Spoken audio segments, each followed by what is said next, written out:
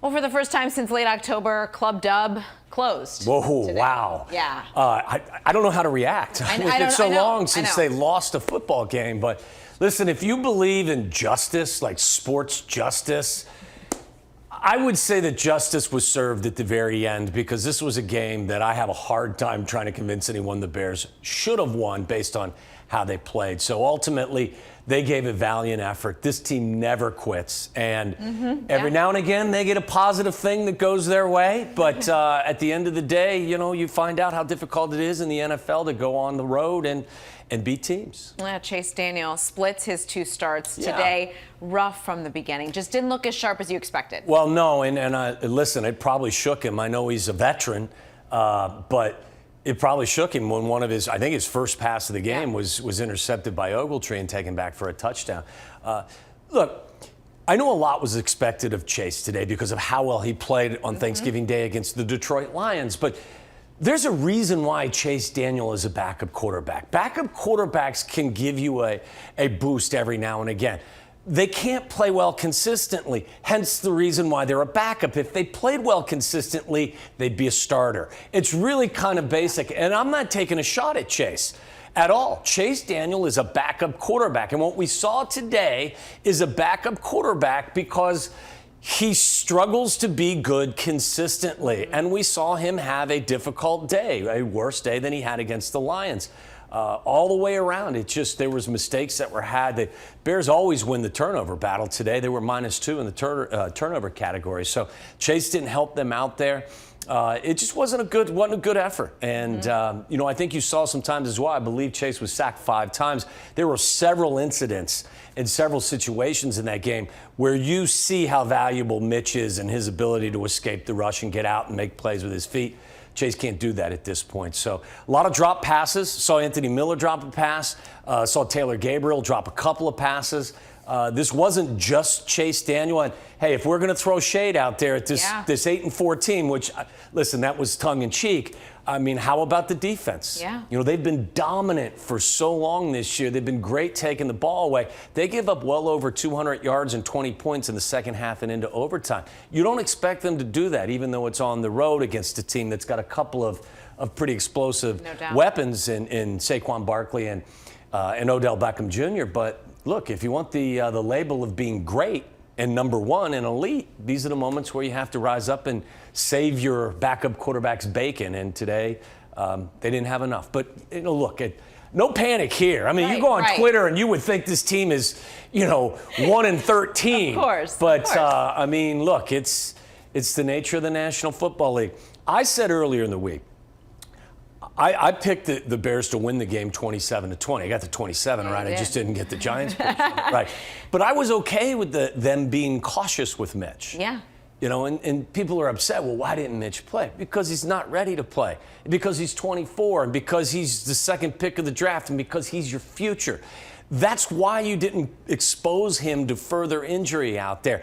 Look, in the immediate run, you're going to the postseason, barring a huge letdown. Now, again, I'm not guaranteeing anything, but my expectation is that you will make it to the postseason this year in the NFC.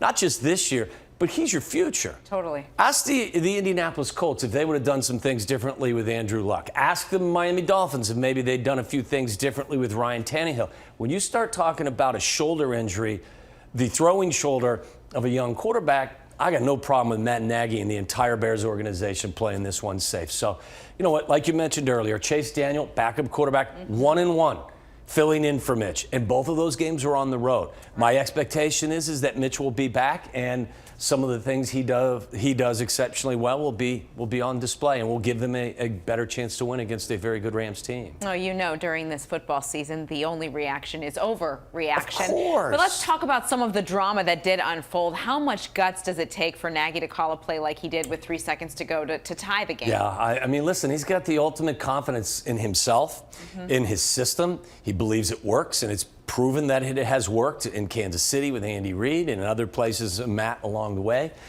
He trusts his guys. I read after the game somewhere where Chase Daniel had met the media and said, look, we've been practicing that play for the last 10 weeks. He said, and every time in practice it worked, it's with Tariq Cohen throwing it to the quarterback because the quarterback's always open. Today, Chase Daniel was covered. So what did little Tariq Cohen do out there? He read the field and he found Anthony Miller. He went to his second option, which is fantastic. And what a game Tariq Cohen had today. I know. Yeah, I mean, just a brilliant day as a rusher and a receiver, and to have the touchdown pass as well. What a playmaker he is. Nagy wants to get that running game going. First half, it really looked like it. What did you see from Jordan Howard in a day where he had 50 yards in the first half and then not much in the second? Well, I saw them give him the football, so Jordan Howard had more of a chance this week than in previous weeks. I saw patient runner as well. This Bears offensive line is not great at the line of scrimmage. They don't move a lot of people off, but Jordan today showed some patience and folded a couple of those runs back and found a seam and got to the outside. It's an element that they're going to have. You know, I don't want to sound like Dave Wanstead, who used to say, if we would have stopped those two 70-yard runs, we would have held them to less than 300 yards rushing. I love Dave. I'm just joking. But, I mean, there's just not enough consistent success with their running attack right now. They were better today, but I still don't get the feeling that when they need to put a game away or they really need to lean on this running game, that they'll break a few big ones, but can they consistently get 4.5 yards per carry? If you look at their numbers today, they were up over 100 yards rushing, but they averaged 3.7 yards per carry. So still some room for improvement on that front. I thought the young rookie guard had a rough day today. And again, not to single out any one person, but there were some times in the game where it looked like, he's learning. Yeah. He's learning. Yeah, He's got to get a little stronger. He's got to get a little bit bigger.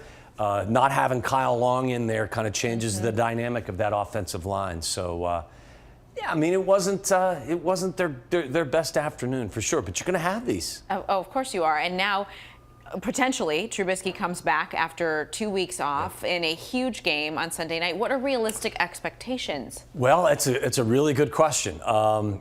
I don't really have a ton of expectations. My expectation would be that if he's healthy, he should be able to come back and play the way that we've seen him play.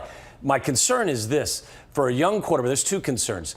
Running the football, tucking and running has been a huge part of what he's done. He's rushed for 25 first downs this year. I mean, he's been a large part of their overall rushing statistics, and what an element he provides. Is he going to be as willing to tuck and run to evade the rush and put that right shoulder in harm's way again? I don't know. He's got a pretty stout defensive line coming at him against the Rams, headlined by Aaron Donald. The other issue that would be of concern to me is his accuracy. When healthy, he's a young, inexperienced quarterback, and it was improving as time was going on. But the one kind of criticism that universally was out there, and I think was fairly valid, was he was inconsistent with his accuracy. Yeah. If you're dealing with a right throwing shoulder injury and you haven't thrown the football other than sparingly the last couple of days, how accurate will he be? Will some of those accuracy issues be enhanced by his time away and with the injury? So those two things would be something I'd look for. How willing will he be to use his feet and his escapability and expose himself to further physical harm? And how accurate will he be trying to come back from a shoulder injury? I think there are two pretty important questions. Akeem Hicks, the ultimate offensive weapon. Yeah, I mean, I'm not going to lie. I think it's great. I mean, they do so many fun things. But when he's on the injury report earlier in the week with an Achilles, I'm just like, let's make sure we don't hurt him on the offensive side of the ball because of how valuable he is on the defensive side of the ball. But yeah, that's one of the great things about this team is they have fun, and they're doing it in a very fun manner. And oh, by the way, they're winning. They didn't win today, but they're 8-4, and it's been fun to watch. It's been fun for fans. It's been fun for former players. It's fun for everyone up at Hallis Hall. My advice is just take a deep breath and understand that winning in the NFL is very difficult. You did it 5 weeks in a row. You went on the road against an inferior Giants team that didn't go your way. Some things went wrong. Clean them up. Yeah. Make some adjustments, make some improvements. You got a good nucleus of players on both sides of the football. You got a young, creative, fantastic offensive-minded head coach.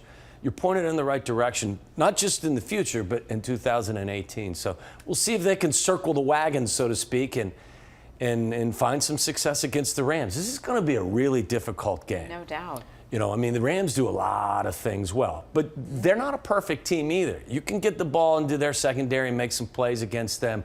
You can get after their quarterback. He's not tremendously mobile. You can do some things to make them uncomfortable, but you got to be at your best.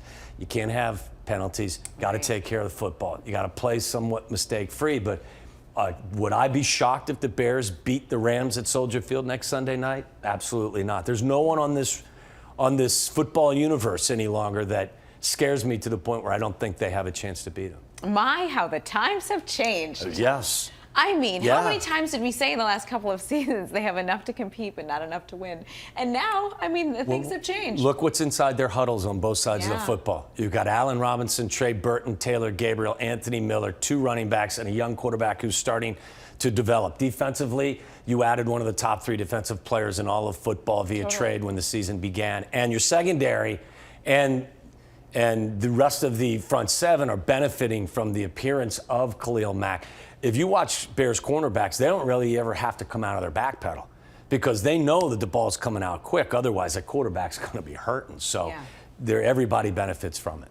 They'll be dancing again in like a week. Yeah, right? listen. Shake it off. They got their hands full with the Rams. No doubt. You know, wait till later in the week to make a prediction, but tough loss. All is not lost. That's right. I think we heard that from them too. Always. Yeah. Well, put it in perspective. yes. Everybody just exhale. Well, don't say the R word because the I'm folks up in Green Bay, there's no relaxing in Green Bay. No. They're in DEFCON 1. See, it could always be worse. It could be worse. Thanks, Tom. Hey, if you like that video, be sure to subscribe to our ABC7 Chicago YouTube channel.